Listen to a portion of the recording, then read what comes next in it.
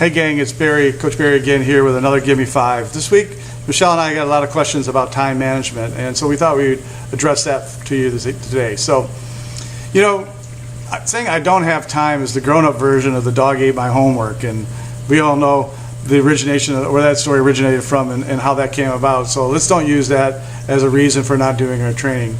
You just be very deliberate in your training. Set it aside a time of when you're going to do it, put it on your calendar, and mark a time slot for it. You know, don't try to say, hey, I'm going to squeeze it in, or if, you know, I'm not sure how my schedule is going to do today, maybe I'll do it before I take the kids to school, or maybe, you know, after I drop them off. You know, make a set plan of when you're going to do it, and treat it like a client. You know, if someone calls you and says, hey, come, you know, can you stop off after work and let's try that new restaurant? Hey, meet me at 6:30. You know, don't think about it. Say, hey, well, no, I can maybe meet you at 7. You know, because you've got training already set aside on your schedule from 5 to 6:30. So just be very deliberate with your training. If you're traveling, make sure you find a hotel that's got a treadmill, and if you're using a treadmill, always put it on a slight increase, maybe about a 2% grade. That will really that little 2% grade is really going to help you just enough to give you a little extra push and stimulate the outside activity. You may want to buy some food for fuel. You know, it's not always easy to eat well while you're traveling, so maybe when you get there, you know, take a few moments to run to a local store and get a few snacks that you know are healthy and good for running, and keep your fuel at the right level. In town, you can always go to the website, Map My Run. There's always lots of paths that people have put out, and they'll tell you, you know, where to go and the distances, and so that works out pretty well for us too.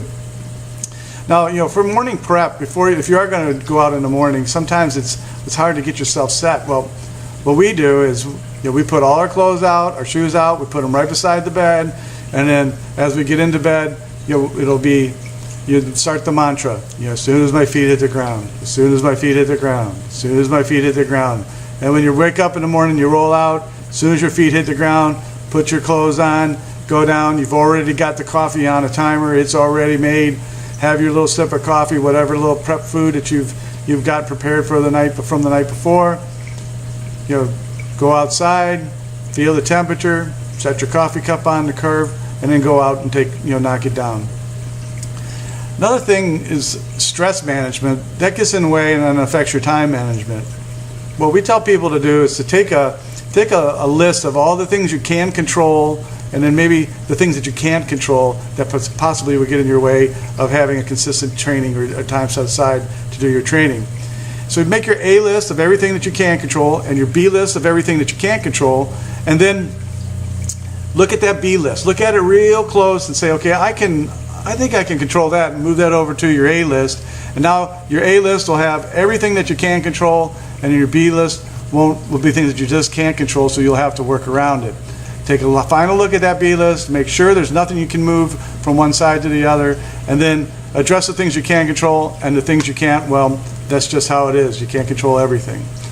A couple quick safety tips. I got a couple minutes left. You know, we tell you to go against traffic, and that is the right way to go, but you have to be really careful with that too, especially on what you consider safe and quiet roads, because you know what people do these days, and I've had it happen. I'm coming right at the car, and it's coming at me, and I'm like, are you going to move over? And I can see the driver, and they're like this. They're texting. So really be careful. Always be aware of that car that's coming down the road. Don't expect them to see you, and be prepared. And last tip, a little bit about nutrition. We've talked a little bit about it. One thing that works really well, and what's highly recommended by Nancy Clark, who's one of the world's greatest sports nutritionists, you know, is to eat 4 meals a day. You eat a good breakfast, you know, your first lunch, your second lunch, and then a reasonable dinner at night. So if you eat that way, you kind of smooth out the day. Your caloric intake will be pretty even, and your body will be better adapted over the long haul. So you'll learn to be adapted like that and to be really fueled and well to go. Well, I think I'm going to beat the buzzer today. I got a couple seconds left, but I think I'm just going to use that to tell you that you're doing a great job, and stick to the plan and be deliberate. Be deliberate in your training, be deliberate in your time management, be deliberate in your nutrition, and you're definitely going to succeed. So have a good day, get out there and hit the road.